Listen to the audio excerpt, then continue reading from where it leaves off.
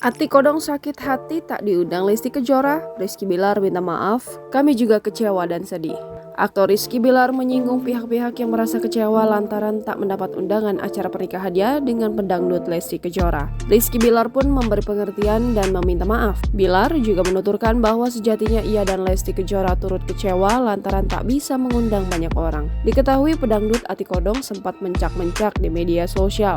Ia merasa tak dihargai oleh Lesti yang sudah dianggap anak sendiri. Pasalnya, ia tak ikut diundang dalam acara pernikahan Lesti. Alumni kontes dangdut akademi tersebut sakit hati lantaran merasa dilupakan. Belakangan, Ati Kodong menjelaskan bahwa Lesti memberitahu pernikahannya sehari sebelum acara, sehingga ia tak bisa bersiap untuk datang menghadiri. Terkait hal tersebut, dalam acara tasyakuran yang ditayangkan di Indosiar pada Minggu 29 Agustus 2021, Rizky Bilar meminta maaf. Rupanya, ia dan Lesti berangan-angan untuk mengundang banyak orang pada awalnya. Namun, lantaran terhalang PPKM dan kondisi pandemi, niat itu akhirnya terpaksa diurungkan. Rizky Bilar mengaku sempat kesulitan untuk memilih orang yang terpaksa tak diundang. Oleh sebab itu, ia berharap rekan yang tak bisa datang untuk memahami kondisinya.